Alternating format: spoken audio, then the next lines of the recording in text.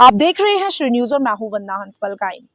लगातार जम्मू कश्मीर में जो भी हलचल हो रही है वो हम आपको बता रहे हैं।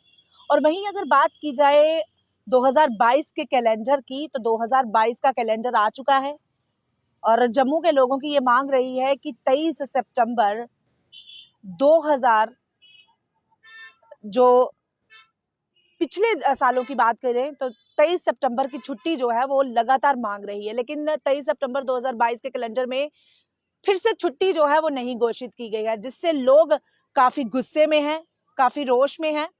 तो बड़े बड़े स्टैचूज बनाए गए हैं हमारे महाराजा हरि सिंह जी के, बड़ी बड़ी प्रतिमाएं जो हैं वो बनाई गई हैं, लेकिन छुट्टी का नाम नहीं लिया जा रहा है। भारतीय जनता पार्टी भी लगातार लोगों को आश्वासन दे रही है कि छुट्टी जो है वो दी जाएगी, लेकिन अब एक बार फिर से 2022 में जम्मू के लोगों को निराश होना पड़ रहा है। और वहीं अगर बात की जाए एग्रीकल्चर लैंड की, तो हम इस वक्त एग्रीकल्चर लैंड पर आ जाते हैं। आप सब लोग जानते हैं कि एग्रीकल्चर जब होता है तो ही हम कुछ खा पाते हैं, लेकिन अब एलजी मनोज सिन्हा की तरफ से एक नोटिस जारी किया गया है कि आप अपनी एग्रीकल्चर लैंड को नॉन एग्रीकल्चर लैंड भी इस्तेमाल कर सकते हैं, यानी आप उस पर बिल्डिंग्स भी बना सकते हैं।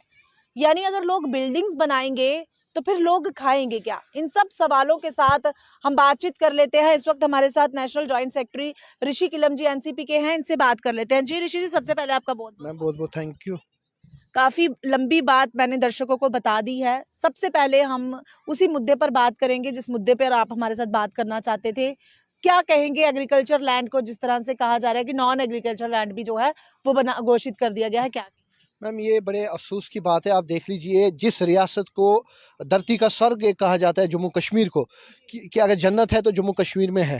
तो आप मुझे बताइए उस जन्नत का क्या हाल होगा कि जब आप देखिए यहाँ पे जो एग्रीकल्चर लैंड, हमारी ग्रीनरी है, हमारे फॉरेस्ट लैंड है, उस पर आपको परमिशन मिलेगी, उस पर आप कंस्ट्रक्शन शुरू करेंगे। आप ये बताइए, ऑलरेडी हमारी जो एग्रीकल्चर लैंड है वो श्रिंक हो चुकी है। ऑलरेडी एग्रीकल्चर लैंड पे जो फसल है वो कम प्रोडक्शन देखा जाता है। अब आजकल कम प्रोडक्शन हो रहा है, तो लोगों में इंटरेस्ट भी कम है। जो फार्मर्स है, फार्मर्स के जो युवा पीढ़ी है, उनमें इंटरेस्ट भी कम है एग्रीकल्चर फार्मिंग करने के लिए।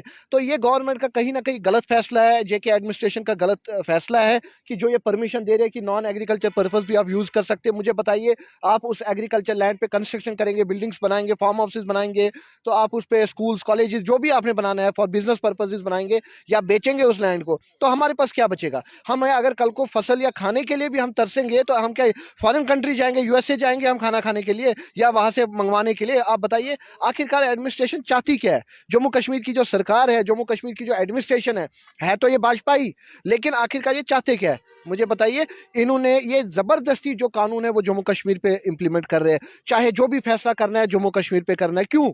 आखिरकार ये चाहते कि मुझे नहीं लगता कोई भी पॉलिटिकल पार्टी या कोई भी सियासत का लीडर जो है वो इस फैसले से राजी होगा। मुझे बताइए, हमें अपनी जमीन प्यारी है, हमें अपनी जमीन चाहिए, आप कहते हो उसको भी आप एग्रीकल्चर छोड़ के नॉन एग्रीकल्चर में यूज करो। आखिरकार कब तक? ये क्या मजाक? क्या लगता है कहीं ना कहीं एक प्लान है कि बाहर के लोग आएंगे, उन्हीं को, ये लोगों को ये जमीन जो है वो दे दी जाएगी? क्या लगता है? बाहर के तो आएंगे ही आएंगे, वो तो इनने कोई कसर नहीं छोड़ी, लेकिन जो यहाँ के लोग भी है, ऑलरेडी यहाँ की जो युवा पीढ़ी है, यहाँ के जो यूथ है, जो किसानों के बच्चे, वो फार्मिंग नहीं करते आजकल उनको इंटरेस्ट कम हुआ है। आप उनको बोल रहे हैं जमीनें, वो तो अपनी जमीनें बेच के उस पर कल के मॉल्स बनाएंगे, कुछ भी बनाएंगे। आप बल्कि ये बोलने चाहिए कि हम किसानों के लिए और कुछ फैसिलिटी प्रोवाइड करेंगे, लोन फैसिलिटी, कुछ ईजी इंस्टॉलमेंट्स देंगे, कुछ लोन्स देंगे, ताकि वो किसान अपनी जो फसल है वो कर पाए।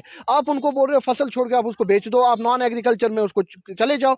ये कहाँ का उसूल है? ये कहा आप बड़े बड़े स्लोगन्स भारतीय जनता पार्टी कहते हैं बेटी बचाओ बेटी पढ़ाओ। मैं उनसे पूछना चाहता हूँ, क्या बेटी सुरक्षित है? क्या बेटियों को मुआवजा मिलता है? क्या बेटियों के साथ इंसाफ हो रहा है?